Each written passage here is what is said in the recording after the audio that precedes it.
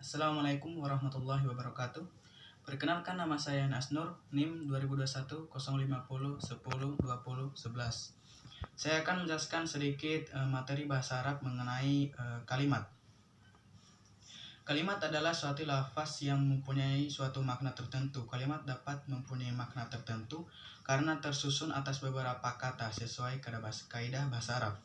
Secara etimologi atau bahasa, kalimat mempunyai arti kata, sedangkan secara istilah adalah kata yang mufrad atau berdiri sendiri dengan kata lainnya untuk membentuk sebuah kalimat. Pembagian kalimat dibagi menjadi dua. Yang pertama isim dan kedua fi'il. Yang pertama isim. Isim adalah kata atau kalimat yang menunjukkan atas satu makna tertentu yang tidak terkait dengan waktu, baik menunjukkan waktu lama, waktu sekarang maupun waktu yang akan datang.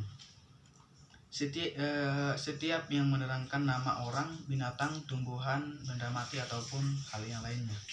Contohnya Ahmad yang artinya nama orang Ahmad.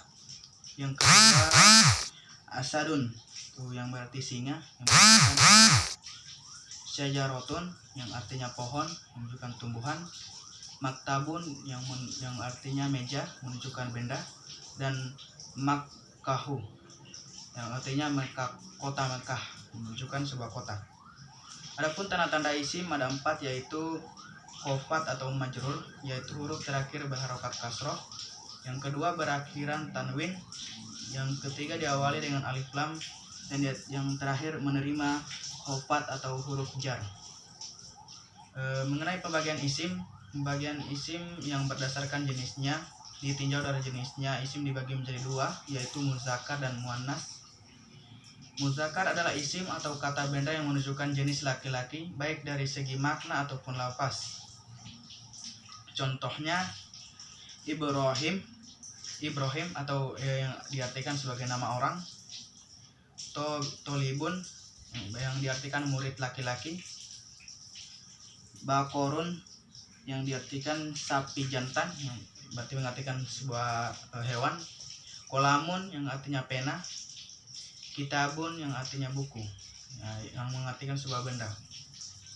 Yang kedua isim muannas adalah isim atau kata benda yang menunjukkan jenis perempuan, baik dari makna ataupun lafaz. Contohnya Fatimah yang diartikan sebagai nama orang.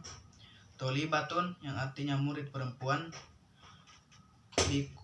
Bakorotun yang artinya sapi betina. Dan Komarun yang artinya bulan.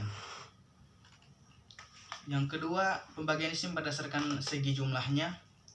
Isim yaitu isim mufrad. Isim mufrad adalah isim yang menunjukkan suatu jumlah bilangan tunggal atau bisa disebut satu ya, dengan berlaku baik untuk muzakkar maupun muzakkar maupun muannas.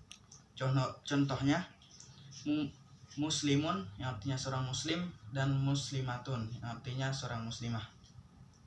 Yang kedua isim muannas. Isim musanna adalah seluruh isim yang menunjukkan suatu jumlah bilangan ganda, yaitu lebih dari satu, baik itu kepada laki-laki muzakkar maupun kepada perempuan muannas. Contoh isim musanna: mukminin yang artinya dua orang mukmin, muslimatan yang artinya dua orang muslimah, rojulaini yang artinya dua orang laki-laki. Yang ketiga isim jamak. Isim jamak terbagi menjadi isim jamak menunjukkan suatu jumlah bilangan banyak, lebih dari dua, yaitu berarti sangat banyak. Isim jamak terbagi menjadi 3. Yang pertama jamak mudzakkar salim adalah suatu jamak yang dibentuk dari isim mufradnya dan digunakan untuk menunjukkan suatu jenis laki-laki. Contohnya mukminin artinya para laki-laki mukmin, muslimuna yang artinya banyak muslim. Yang kedua jamak muannas salim. Jamak muannas salim adalah jamak yang dibentuk dari isim pada mufradnya yang dipakai untuk menunjukkan suatu jenis perempuan.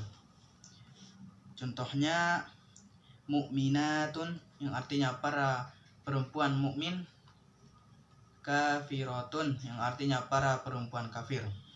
Yang terakhir, jamak taksir. Jamak taksir adalah suatu jamak yang berubah dari bentuk mufradnya dengan memecah katanya sehingga mempunyai makna banyak. Yang contohnya rojulun artinya adalah banyak laki-laki atau laki-laki lebih dari dua. Untuk pembagian isim berdasarkan segi kejelasannya dibagi menjadi dua, yaitu isim nakiro dan isim ma'rifah. Isim nakiro adalah isim yang belum jelas penunjukannya. Isim tersebut belum pasti atau dapat menimbulkan pertanyaan. Isim nakiro ini ditandai dengan harokat tanwin di akhir hurufnya. Contoh, faslun yang artinya kelas, kitabun artinya buku, madrasatun yang artinya sekolah. Adapun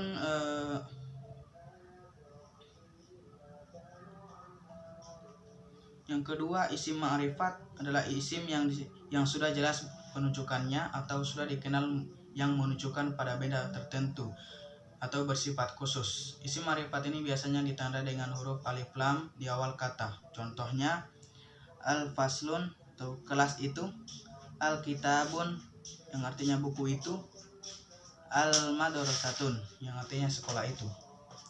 Adapun macam-macam isim ma'rifat, isim domir atau kata ganti, yaitu kata benda yang menggantikan sesuatu, seorang atau sekelompok benda ataupun orang yang tidak menunjuk pada benda, orang tertentu dan bersifat umum.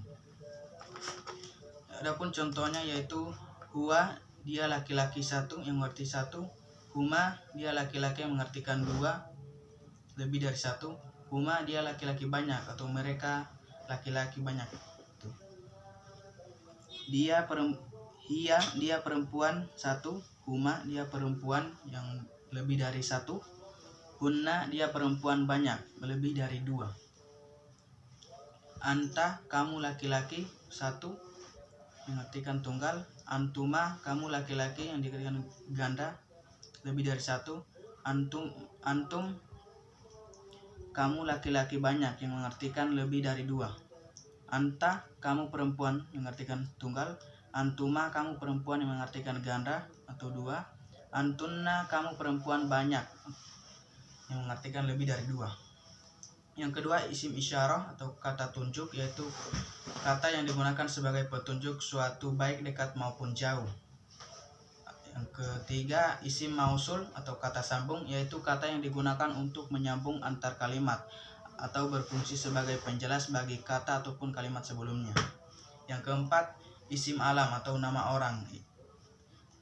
Isim yang termasuk isim ma'rifah meskipun pada akhir katanya berharokat tanwin. Poin kedua, definisi fi'il. Ya. Kalimat fi'il adalah kata menunjukkan arti pekerjaan atau peristiwa yang terjadi pada suatu masa atau waktu tertentu, baik lampau, sekarang, dan yang akan datang. Hampir seperti pengertian kata kerja bahasa Indonesia, namun ada perbedaan sedikit. Contohnya, af'ul, bekerjalah, yak'alu, sedang atau akan bekerja, fi'al, telah bekerja. Adapun pembagian fi'il berdasarkan waktu terjadinya, yang pertama fi'il madi. Fi'il madi ialah kata kerja yang menunjukkan terjadinya suatu pekerjaan atau peristiwa pada waktu lampau atau past tense. Contohnya, kholaqoh, telah menciptakan, khoroja, telah mengeluarkan, akala, yang artinya telah memakan. Yang kedua, fi'il mudhari. Fi'il mudhari adalah yang menunjukkan pekerjaan atau peristiwa yang sedang terjadi atau present tense, yang akan terjadi future tense. Ketiga, fi'il amar. Fi'il amar adalah kata kerja yang menunjukkan perintah untuk melaksanakan pekerjaan. Tanda-tanda biasanya diawali dengan huruf alif dan diakhiri berharokat sukun. Contohnya, aktub, tulislah, iqra, bacalah, ihfad, hafalkan. Itulah tadi sedikit penjelasan mengenai materi bahasa Arab yang saya sempat bawakan. Sekian dari saya. Assalamualaikum warahmatullahi wabarakatuh.